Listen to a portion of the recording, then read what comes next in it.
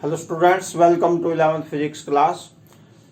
तो 11th physics में आज का टॉपिक है मोमेंटम। पिछली वीडियो में आपको मैंने इनर्शिया बताया था, टाइप्स ऑफ इनर्शिया। तो आज मोमेंटम करवाते हैं। मोमेंटम देखो क्या होता है, कोई चलने फिरने वाली बॉडी है, कोई मूविंग बॉडी है, तो उसमें कितनी मोशन है, उस मोशन का जो इफेक्ट होता है उसको मोमेंटम कहते हैं। The quantity of motion in a moving body is called momentum। और इसको मेजर कैसे करते हैं, मास एंड वेलोसिटी के प्रोडक्ट से इसको मेजर करते हैं। It is measured by the product of mass and velocity. उसके बाद लिख लेना है it is denoted by P. It is denoted by P और फॉर्मूला है इसका momentum P is equal to mass into velocity. Mass और वेलोसिटी का जो प्रोडक्ट है तो उसको मोमेंटम कहते हैं। तो ये बन जाएगा P is equal to M into V। ये बन जाएगा। तो ये कोई मूविंग बॉडी है, उसका जो इफेक्ट बनेगा वो मोमेंटम होता है। जैसे मान लो ये इसमें दोनों चीजें मिक्स होती है, मास भी और वेलोसिटी भी। अगर मास कम है, वेलोसिटी बहुत ज्यादा है, तो मोमेंटम कम बनेगा। और अगर मास ज्यादा है, वेलोसिटी कम है, तो भी मोमेंटम कम बनेगा।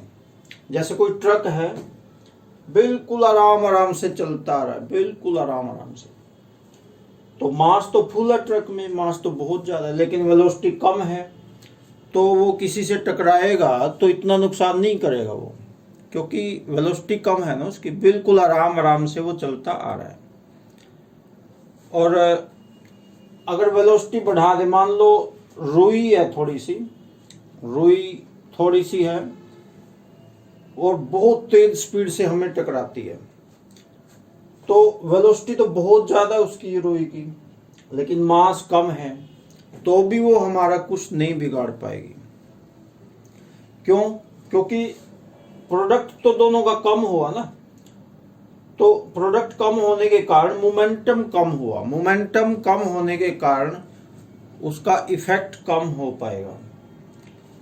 तो जैसे ट्रक है, ट्रक की मास ज्यादा है, वेलोसिटी कम हो गई, तो उसका मोमेंटम कम हो गया। तो मोमेंटम कम होने के कारण उसका भी इफेक्ट कम ही हो पाएगा। और मान लो ट्रक है और वेलोसिटी भी उसकी ज्यादा है, फुल स्पीड से किसी को टकराए तो वो तो नहीं छोड़ेगा किसी को, रास्ते में जो भी आएगा।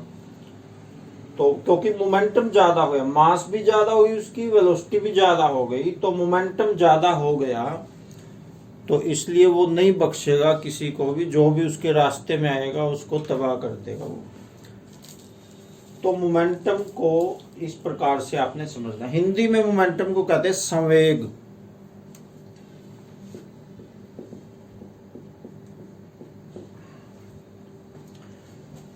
तो अब इसका बनाते हैं डायमेंशनल फॉर्मूला। ये तो हो गया इसका मेन फॉर्मूला। क्वेश्चन में बना लेना है what is momentum, right it's formula, dimensional formula and unit. तो इसका फॉर्मूला तो ये हो ही गया, mass into velocity. Dimensional formula इसका इसी मेन फॉर्मूले से ही बना लेंगे और यूनिट भी इसी से ही बना लेंगे। तो डायमेंशनल फॉर्मूला देखिए कैसे बनाएंगे। मास का डायमेंशनल फॉर्मूला आपको बताया था, dimensional formula equal to mass का बताया हुआ है m की पावर 1 इंटू वेलोसिटी, वेलोसिटी का बताया हुआ है l की पावर 1 t की पावर -1। तो ये बन गया मोमेंटम का डायमेंशनल फॉर्मूला, m की पावर 1, l की 1, t की power -1। This is dimensional formula of momentum. अब इसकी यूनिट बनाएंगे, इसी फॉर्मूले से यूनिट बनाएंगे। देखो मास की यूनिट क्या होती है, kilogram. Unit is equal to mass की होती है किलोग्राम, और वेलोसिटी की बताई हुई है आपको, वेलोसिटी की होती है मीटर पर सेकंड, तो मोमेंटम की यूनिट बन जाएगी किलोग्राम मीटर पर सेकंड, ये बन गई। आगे नेक्स्ट है Newton's laws of motion. Physics में बहुत इंपॉर्टेंट चीज है ये, और फिजिक्स में मेन यही आते हैं, न्यूटन, आइंस्टीन, इन साइंटिस्ट्स के नाम तो मेन आते हैं। तो न्यूटन्स लॉज ऑफ मोशन क्या बनेगा? न्यूटन्स के 3 लॉज हैं। First law, Newton's first law of motion, Newton second law of motion and Newton's third law of motion. तो तीनों को आपको मैं डिटेल में करवाऊंगा और करने भी जरूरी है ये। फर्स्ट लॉ तो बिल्कुल आसान है, Newton's first law of motion. Newton's first law of motion, according to Newton's first law of motion, if a body is at rest, it will remain in rest, comma, if it is in motion, it will remain in motion. अब ऐसा सोच रहे होंगे कि ऐसा तो नहीं हो सकता, कोई वस्तु रेस्ट पे है तो वो रेस्ट पे ही रहेगी, और मोशन में है तो मोशन में ही रहेगी। ऐसे तो मतलब फिर कार में कोई बैठ ले और कार चल दी तो कार तो रुकेगी नहीं कभी भी, वो तो लगातार चलती रहेगी।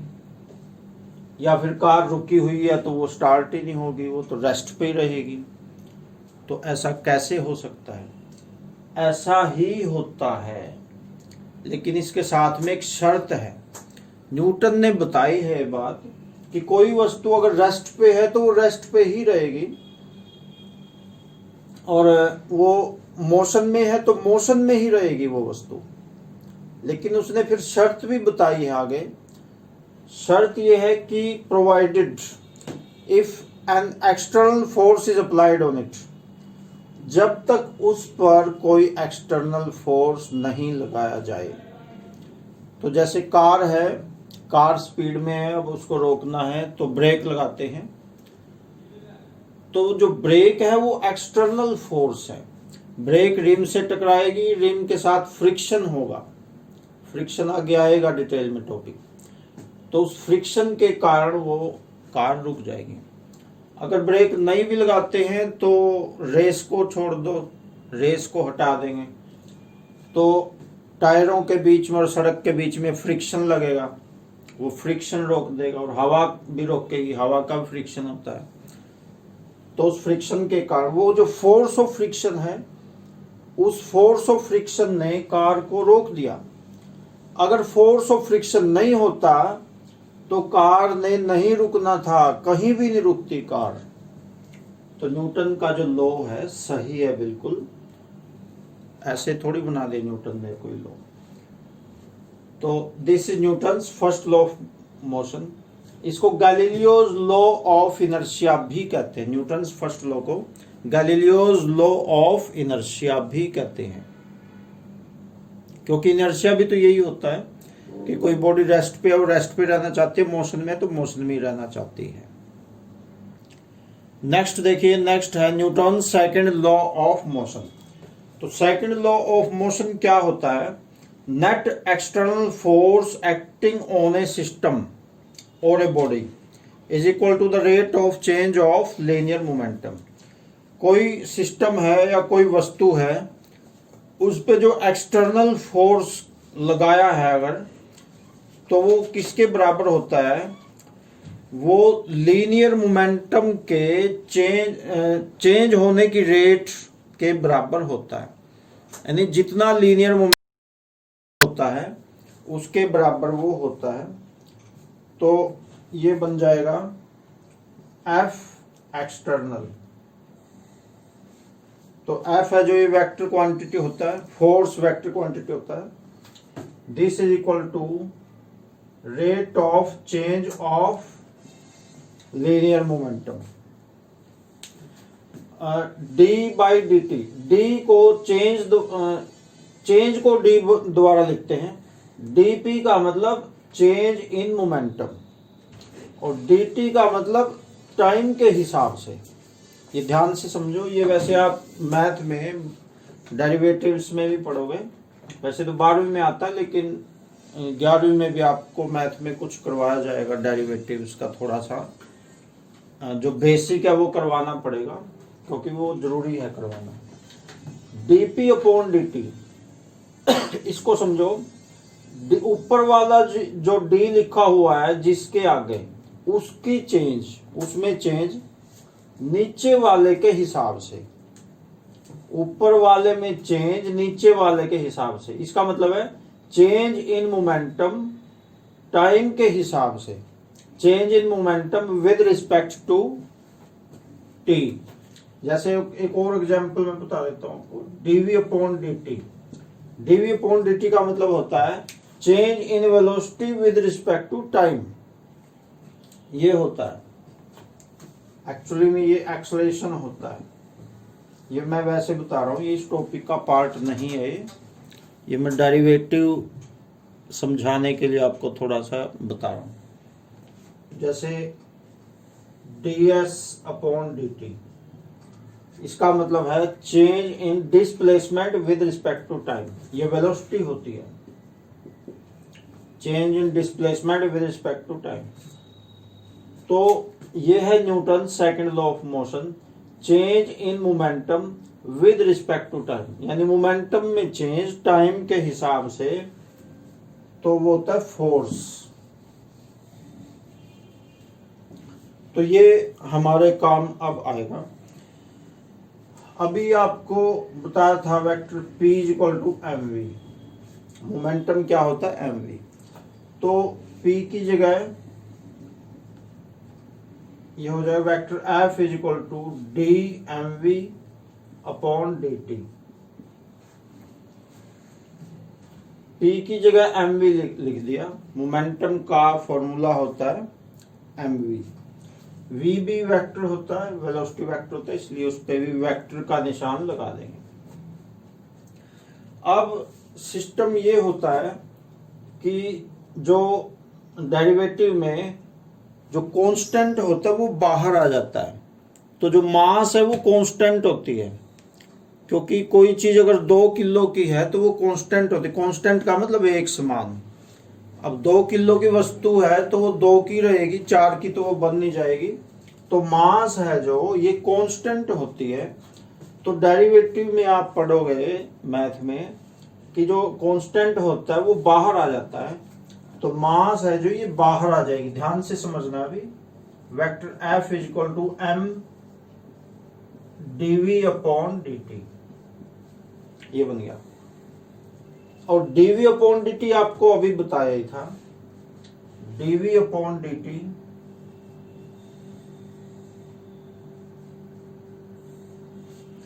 Change in velocity with respect to time. Change in velocity with respect to time, ये क्या होता है? ये एक्सेलरेशन होता है। एक्सेलरेशन ये होता है। तो dv अपॉन dt की जगह एक्सेलरेशन आ जाएगा, तो ये बन जाएगा vector F is equal to ma।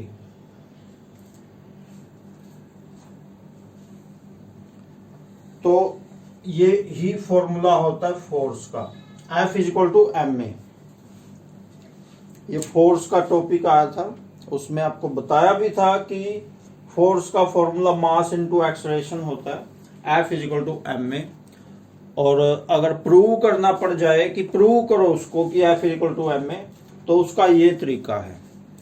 और उसका जो प्रूफ है वही है जो वो Newton's second law of motion है।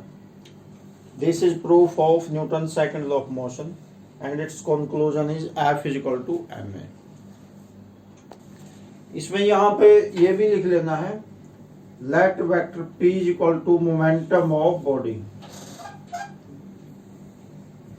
m is equal to mass of body and v is equal to velocity of body। क्योंकि ये जो है ये पता भी होना चाहिए ना कि ये क्या क्या है। तो ये न्यूटन सेकंड लॉ आपका कंप्लीट हो गया। Newton third law next video में करवाएंगे, तो अभी इतना ही कर लो। Okay, thanks.